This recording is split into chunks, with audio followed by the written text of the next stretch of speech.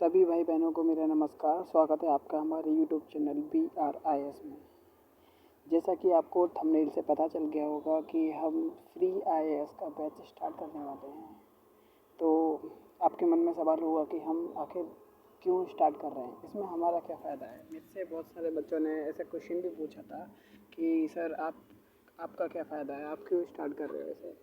तो देखिए, हमारा फ़ायदा हो या ना हो, हम चाहते हैं कि यदि हम पे कुछ आता है तो यदि उससे किसी की हेल्प हो सकती है तो हम क्यों ना करें।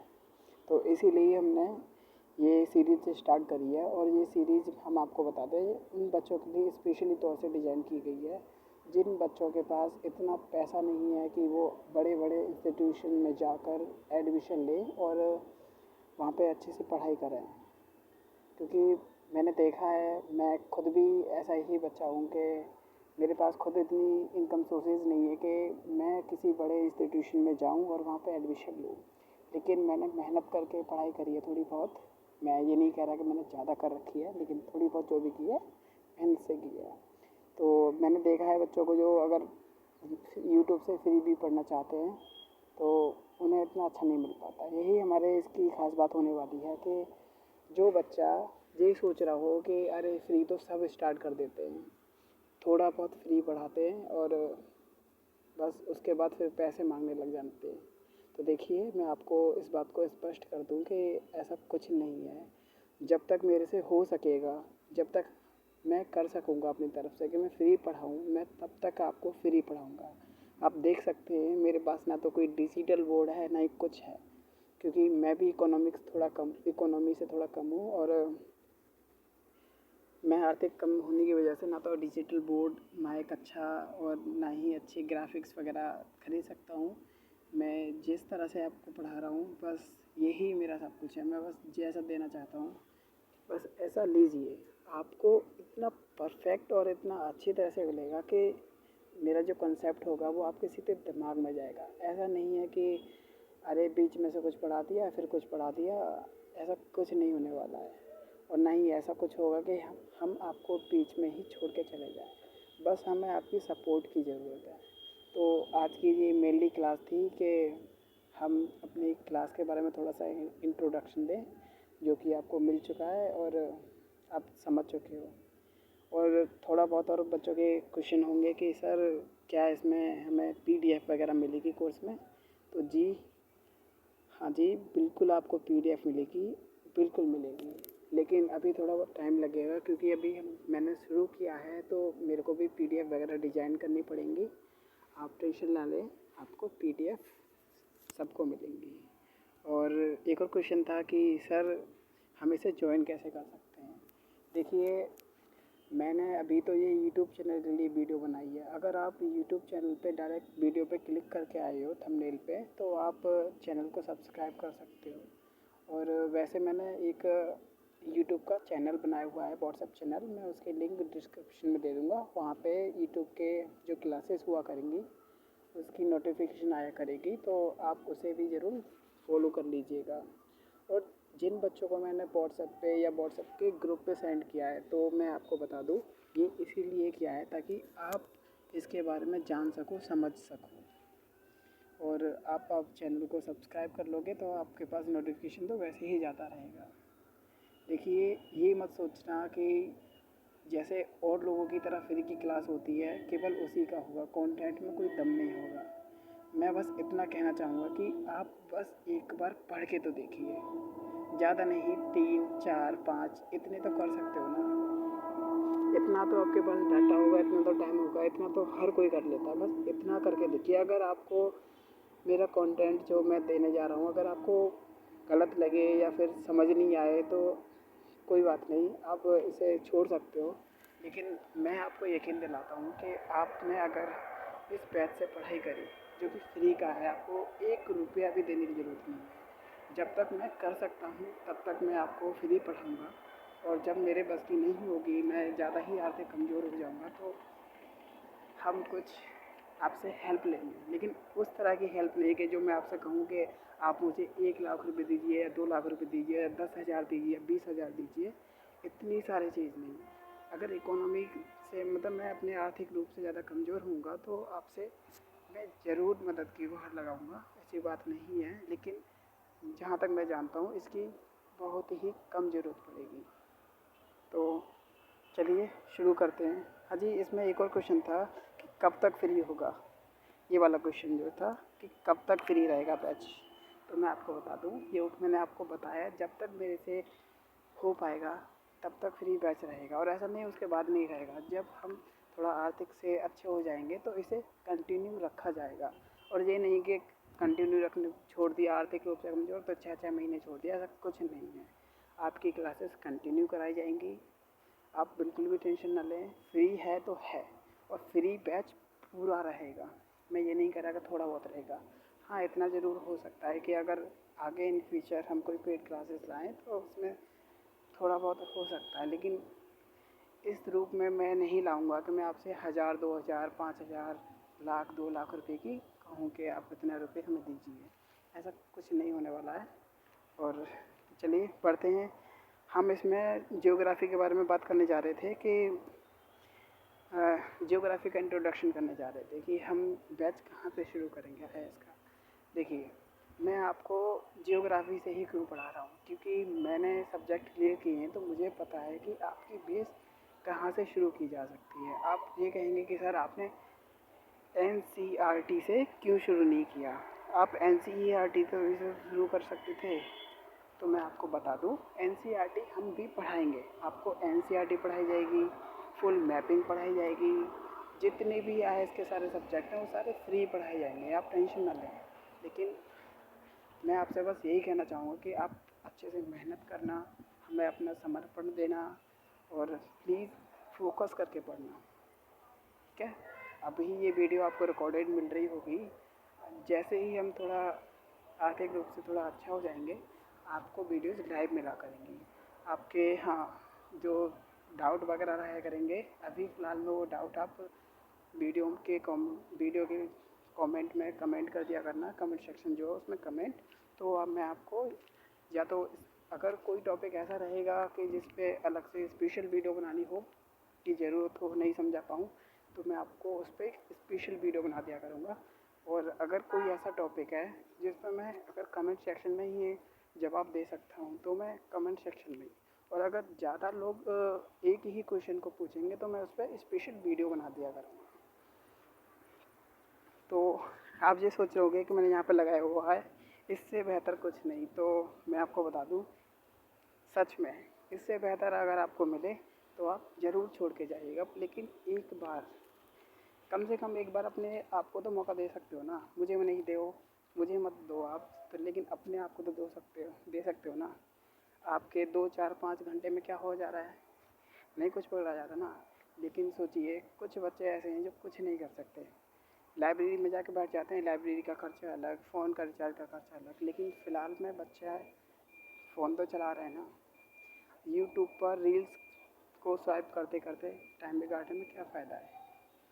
आप भी ये बात जानते हो, रील्स को स्वाइप करते रहोगे, किसी दिन रील स्वाइप करते करते ही बैठोगे, कुछ और काम करोगे और लोगों की तरह, और ऐसे ही रहेगा। तो उससे अच्छा ये है कि आप 1-2 घंटा पढ़ लीजिए। अगर आपको बैच अच्छा लगे, जो कि फ्री है, आपको 1 रुपया भी नहीं देना है, मैं आपसे बोल रहा हूँ ना, 1 रुपया भी नहीं देना है, तो आपको नहीं देना है, आप पढ़िए।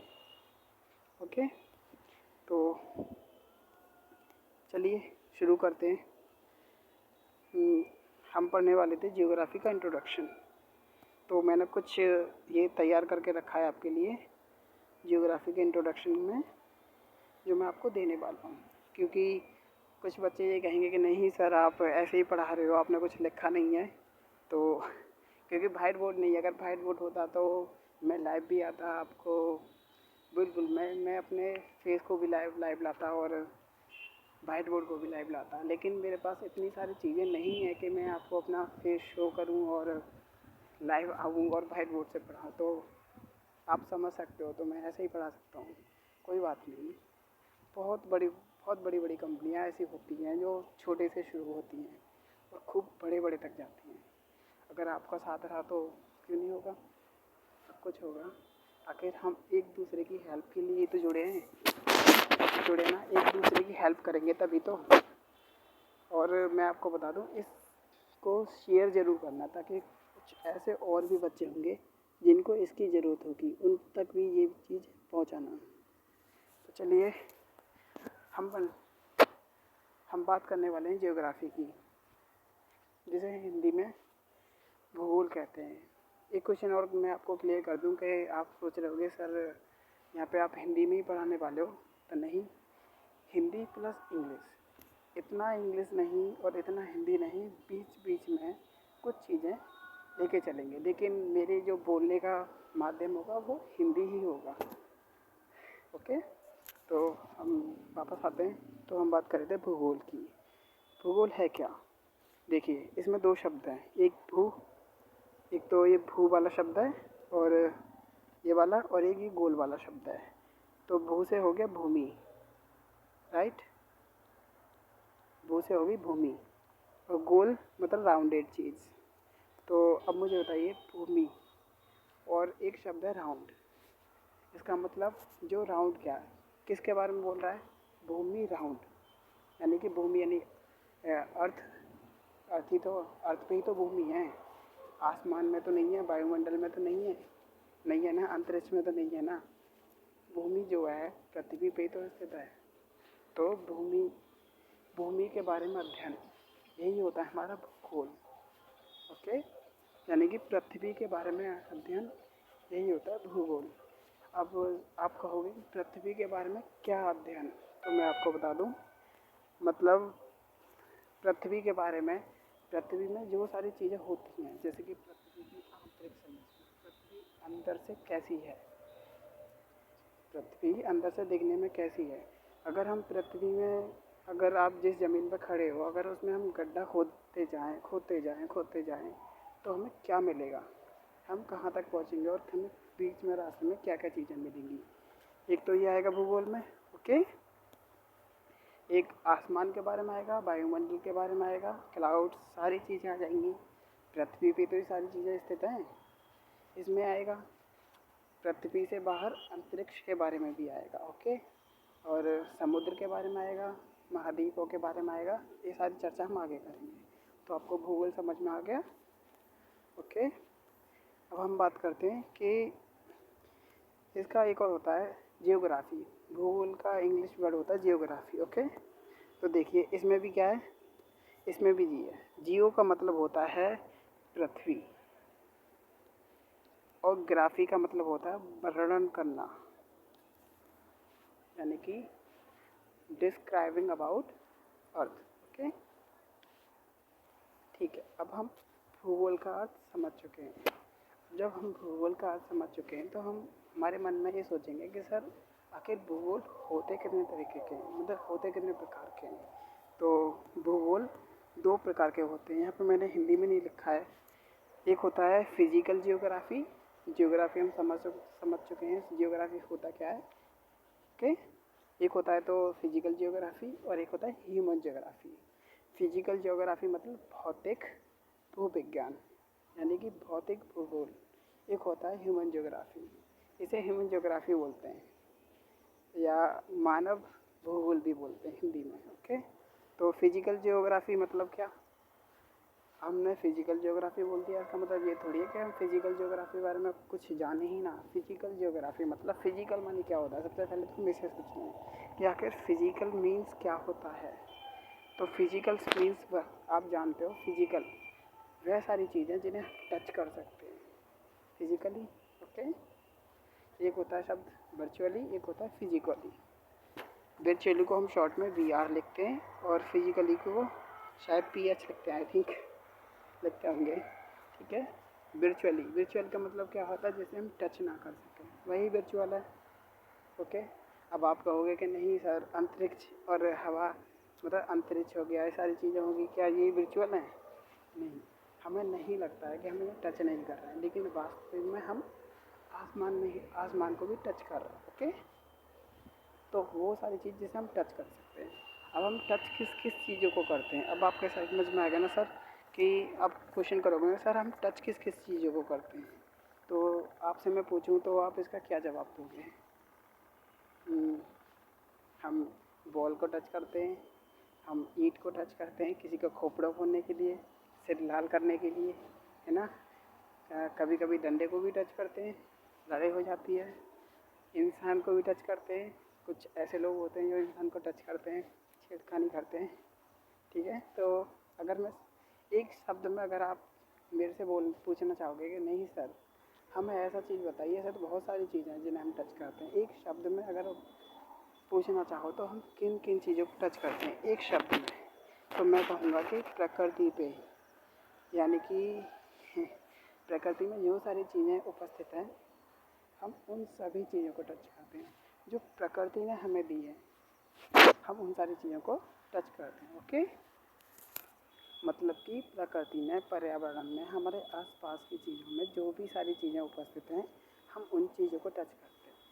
मोबाइल फ़ोन भी हमें लगता है कि नहीं ये तो हमने बनाया है, प्रकृति ने नहीं दिया, लेकिन प्रकृति ने आपको इसे बनाने के लिए प्लास्टिक तो दी थी ना। प्लास्टिक प्रकृति ने इसे बनाने के लिए आपको आयरन लोहा दिया होगा, कॉपर दी होगी जो इसमें लगा हुआ है, वो सारी चीज़ों से दिया है।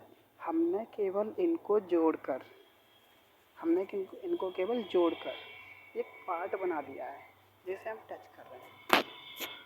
बेशक हमने बनाया है लेकिन हमें प्राप्त प्रकृति से हुआ है, सोर्सेज तो इसका नेचर ही है ना, ठीक है। तो आप कोई भी ऐसी चीज़ लीजिए जिसे हम टच कर सकते हैं, वो सारी चीज़ें हमें प्रकृति से ही प्राप्त होती हैं। ओके, तो फिजिकल मीन समझ गए, जिसे हम टच कर सकते हैं, और टच हम किसी चीज़ को कर सकते हैं जिसे जो हमें नेचर से प्राप्त हुआ हो। ओके, तो वह सारी चीज़ें जो प्रकृति से संबंधित हैं, जिन्हें हम टच कर सकते हैं, जो पृथ्वी पे मौजूद हैं, जिन्हें हम अपनी आँखों से होता हुआ देखते हैं, वो सारी चीज़ें फिजिकल ज्योग्राफी के अंदर आएंगी। जैसे कि मैं पहले भी बता चुका हूँ, पृथ्वी की आंतरिक संरचना, पृथ्वी अंदर से कैसे दिखती है मीन्स, और जलवायु के बारे में, हवाओं के बारे में, क्लाउड्स के बारे में, सारी चीज़ें। ओके, अब आता है human geography. Okay, human geography मतलब मानव भूगोल, यही तो बताया था मैंने हिंदी में। तो मानव देखो प्रकृति से इंटरेक्शन करता है। मानव देखिए, मानव जब पृथ्वी पर है तो क्या क्या चीज़ें करता है। मानव नेचर में ही तो रहता है, अलग तो रहता नहीं है। हाँ, रूम में बैठ के रहता है लेकिन रूम भी तो नेचर का ही पार्ट है, ठीक है। नेचर में रहता है, नेचर से इंटर रिएक्ट करता है। इंटर रिएक्ट मतलब अंतर संबंध करता है। ओके, इंटरैक्ट, और नेचर में ही रहता है, नेचर से ही इंटरैक्ट करता है।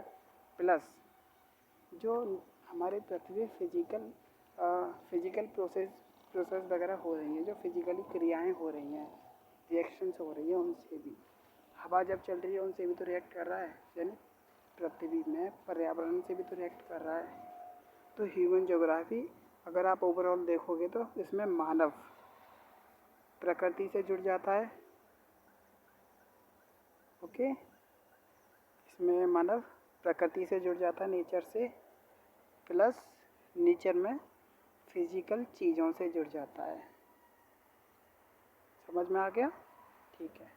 अब हमें ह्यूमन ज्योग्राफी तो इस बारी सीरीज में पढ़नी नहीं है, इसके लिए अलग प्लेलिस्ट बनाई जाएगी। पहले हम इस फिजिकल ज्योग्राफी को ख़त्म करेंगे, उसके बाद हम ह्यूमन ज्योग्राफी को ख़त्म करेंगे, या फिर ह्यूमन ज्योग्राफी ना करके हम कुछ और सब्जेक्ट पढ़ेंगे जो हमारे सब्जेक्ट के अनुसार, हमारी पढ़ाई के अनुसार, हमारी IAS IPS के सपनों के अनुसार हमें एक अच्छी और सही दिशा में ले चले, हम उस सब्जेक्ट को पढ़ेंगे। ओके, तो हम फिजिकल ज्योग्राफी जान लेते हैं क्योंकि हमें इसमें मुख्यतः फिजिकल ज्योग्राफी पढ़नी है। तो फिजिकल ज्योग्राफी में पहला जो आपका सिलेबस में पहला जो टॉपिक है वो आएगा जियोमॉर्फोलॉजी। अब देखिए, मैंने आपसे क्या कहा था, भूगोल। भूगोल में भू शब्द है, राइट, भू शब्द है ना। भूगोल में भू से मतलब है भूमि, और भूमि कहाँ पे उपस्थित है? पृथ्वी पर। ओके, भूमि। तो हम पृथ्वी के, जब तक हमने पृथ्वी के बारे में जानना चाहा तो क्या हम पहले पृथ्वी के ऊपर से जानने लग जाएंगे? नहीं ना, पहले हम आखिर किसी भी चीज़ के बारे में पहले हम अंदर से जानना स्टार्ट करेंगे, जहाँ से हमें जानना चाहिए। क्यों जानना चाहिए? अभी आप ऊपर से पढ़ने लग जाओ पृथ्वी को, अगर आप ऊपर से पढ़ने लगोगे तो आपको दिखेंगे पहाड़, पहाड़ दिखेंगे, चट्टानें दिखेंगी, रॉक्स, रॉक्स दिखेंगी आपको, आपको एयर दिखेगी, हवा, आपको क्लाउड्स दिखेंगे और भी बहुत सारी चीज़ें दिखेंगी। ठीक है, तो क्या आप इनका रीज़न डायरेक्ट ढूंढ पाओगे? इनका रीज़न अगर आपको ढूंढना है तो सबसे पहले हमें हमें अगर एनसीईआरटी भी पढ़नी होगी ना, तो उसमें भी आप देखोगे तो सबसे पहले हमें तारे उपग्रह से स्टार्ट करने के बाद डायरेक्ट हमारी इसमें भू आकृति विज्ञान ही पढ़ाया गया है। ठीक है, तो हमें भू आकृति विज्ञान पढ़ना है, यानी पृथ्वी अंदर से किस प्रकार से दिखती है, आखिर पृथ्वी है कैसी। क्या पृथ्वी अंदर से लिक्विड फॉर्म में है? क्या पृथ्वी अंदर से लिक्विड फॉर्म में है, या फिर सॉलिड है, या फिर आइस में है? अगर लिक्विड है तो क्यों है, सॉलिड है तो क्यों है, और आइस है तो क्यों है? या फिर ये सारी चीज़ें है ही नहीं, पृथ्वी अंदर से खोखली है, या इतनी सारी मिट्टी है? क्योंकि आपके मन में भी सवाल आखिर कभी ना कभी तो आया होगा कि आखिर ये मिट्टी इतनी सारी आई कहाँ से। तो इन्हीं सारी चीज़ों के बारे में हम जियो मॉर्फोलॉजी भू आकृति विज्ञान में जानेंगे। ओके, भू आकृति विज्ञान में ऐसा नहीं है कि केवल पृथ्वी के अंदर के बारे में जानना पड़ेगा, भूमि की आकृति आखिर है किस प्रकार की, समझ रहे हो ना? भूमि की आकृति में माउंटेन्स में आएगा कि माउंटेन्स आखिर कैसे बने हुए हैं, इसके बारे में रॉक्स भी आएंगे, वाटरफॉल भी आएंगे कि आखिरकार वाटरफॉल जो होते हैं जिन्हें जलप्रपात बोलते हैं, रॉक्स को हिंदी में चट्टानें बोलते हैं, वो सारी चीज़ें भी आएंगी कि आखिर ये हैं क्या। तो भू आकृति विज्ञान में हम थोड़े से अपने टॉपिक को देख लेते हैं। ठीक है, देखिए मैंने आपको बताया था जियोग्राफी को दो भागों में बांटा गया है। जियोग्राफी को दो भागों में बांटा गया है, एक तो होता है फिजिकल जियोग्राफी, दूसरा है ह्यूमन जियोग्राफी। फिजिकल जियोग्राफी मतलब जैसे हम टच कर सकते हैं, फील कर सकते हैं, ये सारी चीज़ें हमें पर्यावरण से प्राप्त होती हैं, यानी नेचर से, तो ये सारी हमें फिजिकल जियोग्राफी में आएंगी। दूसरा होगा ह्यूमन जियोग्राफी। ह्यूमन जियोग्राफी में हम देखेंगे कि मानव जो होता है अपने, तुम कैसे भी देख लो, प्रकृति से इंटरलिंक कर रहा है, यानी नेचर से इंटर रिएक्ट कर ही रहा है। तो हम नेचर के बारे में, पृथ्वी के में इंसान के रहने की क्या क्या दशा हो सकती है, ऐसा तो नहीं है हमने ह्यूमन बोल दिया तो हम केवल अपने बारे में ही जान रहे हैं। ह्यूमन में बेशक हम अपने बारे में जान रहे हैं, लेकिन अगर आप बायोलॉजी पढ़ोगे तो ह्यूमन को बायोलॉजी में एनिमल कहा गया है। तो हम उन सारे एनिमल के बारे में भी जानेंगे कि आखिर उनके रहने की क्या क्या दशा होती है। अब हम फिजिकल जियोग्राफी पढ़ रहे हैं, और फिजिकल जियोग्राफी में हमारा टॉपिक होगा जियोमॉर्फोलॉजी, भू आकृति विज्ञान, कि आखिर भूमि दिखती किस प्रकार से है। ओके, अब भू आकृति विज्ञान में हमारा पहला टॉपिक है इंटरनल स्ट्रक्चर ऑफ लाइफ, पृथ्वी की आंतरिक संरचना, यानी पृथ्वी अंदर से किस प्रकार की, जो मैं आपको बता चुका हूँ। दूसरा टॉपिक रहेगा ज्वालामुखी।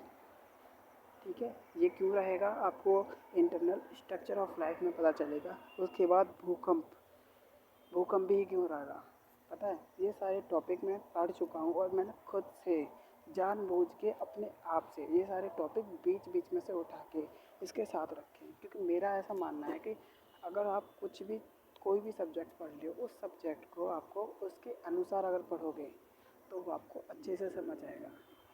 अगर ऐसा करोगे नहीं सर हमें पहले भूकंप पढ़ा दो, फिर अंदर के बारे में पढ़ा दो, अंदर पृथ्वी के अंदर से कैसे दिखती है, और उसके बाद सर हमें तुम माउंटेन के बारे में पढ़ा देना। नहीं सर, अब मेरा माउंटेन के बारे में नहीं, अब आप हमें अंतरिक्ष के बाहर पढ़ाना। तो देखिए जो IAS होते हैं, मैं आपको बता रहा हूँ, आप अधिकारी बनोगे, उनके ये सारी चीज़ें नहीं होती कि नहीं सर आप हमें ये पढ़ा देना, वो पढ़ा देना, ऐसे पढ़ाओ वैसे पढ़ाओ। बड़े कमाल की बात होती है वो सारे बच्चों की, वो पहले ही सोच लेते हैं कि हमें क्या पढ़ना है क्या नहीं पढ़ना। मैं बहुत बहुत माइंडेड मानता हूँ उन बच्चों को। आखिर उन्हें पता कैसे है यार, वो अच्छे से कहीं कोचिंग नहीं ली, कुछ नहीं की, उन्हें पता कैसे है। तो इसीलिए मैं चाहता हूँ कि आप मेरे अनुसार पढ़ें। अगर आपको अपने लक्ष्य की प्राप्ति करनी है, अगर आपको अपने टारगेट तक पहुंचना है, ओके, तो आपको मेरे साथ जिस प्रकार से मैं सिलेबस को रखूं कि आपको ये पढ़ना है, आपको वही पढ़ना है, क्योंकि मैं आपका टीचर हूँ। चाहे मैं आपसे छोटा हूँ, चाहे मैं आपसे बड़ा हूँ, लेकिन फ़िलहाल मैं आपका टीचर हूँ। और गुरु का ही जो टीचर होता है, गुरु का यही लक्ष्य होता है, यही उद्देश्य होता है कि वो अपने बच्चों को, अपने स्टूडेंट को सही दिशा में लेके चले। और सही दिशा में स्टूडेंट डिसाइड नहीं करेगा कि सर मेरे को इस वाली दिशा में जाना है, इस वाली डायरेक्शन में पढ़ना है। टीचर बताएगा कि आपकी डायरेक्शन पढ़ने की सही है या गलत है। और अगर आपकी डायरेक्शन सही नहीं है तो वो सही कैसे होगी, किस रास्ते पे हमें जाना चाहिए वो डायरेक्शन सही हो जाए। ठीक है। भूकंप के बाद हम पढ़ेंगे महाद्वीपीय सिद्धांत। आप जितना सोच रहे हो ना कि हमको यार इतना कठिन होगा पढ़ना, इतनी सारी चीज़ें हम कैसे याद रख पाएंगे, आप यकीन मानिए अगर आप मेरे साथ पढ़े ना, आपको याद रखने की ज़रूरत ही नहीं है। मैं ऐसे नहीं पढ़ाता कि आपको ये रटा दिया, वो रटा दिया, ये यहाँ की बातें उठा दी, वहाँ की बातें उठा दी, बट कुछ नहीं। आपको कोई भी चीज़ें रटने की ज़रूरत नहीं है। अभी मैंने यहाँ पे आपको 4 टॉपिक बता दिए हैं, ये बस 4 टॉपिक, लेकिन आने वाले टाइम में केवल ये 4 टॉपिक ही नहीं है, क्योंकि मेरे पास स्लाइड भी छोटी है तो मैं इतना बता नहीं सकता। लेकिन मैं और भी स्लाइडें बनाऊँगा, जब पढ़ाऊँगा तब मैं आपको अच्छे से बताऊँगा। और भी सारे टॉपिक आते हैं जियोमॉर्फोलॉजी में, मैं उन सारे के सारे टॉपिक्स को अच्छे से कवर करा के चलूँगा। अभी मैंने केवल यह इंट्रोडक्शन वीडियो बनाई थी, ओके। और ऐसा नहीं है कि हम केवल जियोमॉर्फोलॉजी ही पढ़ें, भू आकृति विज्ञान ही पढ़ें। भू आकृति विज्ञान के बाद हम जलवायु विज्ञान पढ़ेंगे, ओके। जलवायु क्या होती है? जलवायु जलवायु देखिए, जलवायु वो होती है किसी भी क्षेत्र की, यानी किसी भी एक भौगोलिक स्थान की लंबे समय तक होने वाली जलवायु, लंबे समय तक होने वाली मौसमी स्थिति। मौसम कैसा है, लंबे समय तक मौसम कैसा रहता है, उसी स्थिति को हम जलवायु में पढ़ते हैं। ओशिनोलॉजी, इसमें हम समुद्र के बारे में पढ़ते हैं। आपको पता चल रहा होगा समुद्र विज्ञान। तो ठीक है, हम अपने सिलेबस का डिस्कशन कर चुके हैं कि हमें अभी आगे क्या पढ़ना है। शायद कल ही आपकी एक और नई वीडियो आ जाएगी, क्योंकि अभी मेरे को थोड़ा वर्क और करना है, तो आपकी कल वीडियो मिल जाएगी। तो सर मैं आपको बता दूं कि मैंने अभी आपको कुछ चीज़ें नहीं बताई हैं, जैसे कि जियोग्राफी की उत्पत्ति। जियोग्राफी की उत्पत्ति कैसे हुई? तो जियोग्राफी का शब्द प्रयोग सबसे पहले इरेटोस्थनीज ने किया था। इरेटोस्थनीज, ओके, शब्द प्रयोग किया था। जनक नहीं है, फादर नहीं है, ओके, केवल शब्द प्रयोग किया था। उसके बाद हिकैटिमस ने, जो उसके जियोग्राफी के जनक माने जाते हैं, ओके। तो आपको अगर जियोग्राफी का फादर ऑफ जियोग्राफी कोई पूछे तो हिकैटिमस, और अगर आपको शब्द प्रयोग पूछे तो इरेटोस्थनीज। और मैं आपको बता दूं ये केवल इंट्रोडक्शन वीडियो थी, इसीलिए आपको, अगर आप पेन कॉपी लेके नहीं बैठे हैं कोई बात नहीं, आप बैठ जाइए और इन सारी चीज़ों को नोट भी कर सकते हो, ठीक है। लेकिन जब लेक्चर आए तो प्लीज़ मैं आपसे रिक्वेस्ट करूँगा कि आप पेन कॉपी पेपर ज़रूर लेके बैठें, ठीक है। हम स्ट्रक्चर के बारे में जान चुके हैं। कुछ सवाल और था कि सर क्या भूगोल एक वैज्ञानिक विषय माना जाता है? जिस प्रकार से, क्योंकि आप सोच रहे होंगे कि जिस प्रकार से मैं बता रहा हूँ कि मैं आपको सारी चीज़ें समझा के चलूँगा, तो समझाया किस में जाता है, फैक्ट किस समझाया किस में जाता है, जिसमें आपके पास तथ्य हों वही तो समझाओगे आप। और तथ्य किस में आते हैं? तथ्य आते हैं साइंस में, यानी विज्ञान में, ठीक है। तो क्या भूगोल जो है वैज्ञानिक विषय है? तो मैं आपसे कहूँगा जी हाँ, भूगोल एक वैज्ञानिक विषय है। भूगोल में हम जो भी सारी चीज़ों को पढ़ते हैं ना, हम प्रूफ करते हैं कि आखिर ऐसा क्यों हो रहा है। ऐसे नहीं पढ़ना कि अच्छा सर ये पढ़ा दिया, जैसे कि सिलेबस डिस्कशन किया, तो सिलेबस में आखिर ये सारी चीज़ें रखी क्यों गई थी, इस प्रकार से ही मैंने क्यों रखी गई थी। इन सारी चीज़ों का आपका जवाब अगली वीडियो से मिलने लग जाएगा। अभी ये केवल इंट्रोडक्शन वीडियो थी, ठीक है। तो हम इन सारी चीज़ों को इस प्रकार से लेके चलेंगे कि आपकी दिशा इस प्रकार से हो कि आप 1.5 से 2 लाख रुपए की जो कोचिंग कर रहा है, आप उसके सामने भी अगर बैठ जाओ ना, तो वही कहे कि भाई पढ़ कहाँ से रहा है। ठीक है, तो आज की वीडियो हम यहीं पे समाप्त करते हैं। अगर आपको हमारी वीडियो अच्छी लगी, अगर आप चाहते हो कि और भी बच्चे इससे जुड़ें, तो आप इसे शेयर कीजिए और भी लोग बच्चों को जोड़िए। बस मैं आपसे यही रिक्वेस्ट करना चाहता हूँ। और हमारे डिस्क्रिप्शन में दिए गए व्हाट्सएप के चैनल को ज़रूर फॉलो कर लीजिए। आपको नोटिफिकेशन वहीं से मिलेगा, और चैनल को सब्सक्राइब कर लीजिए। Okay, thank you very much.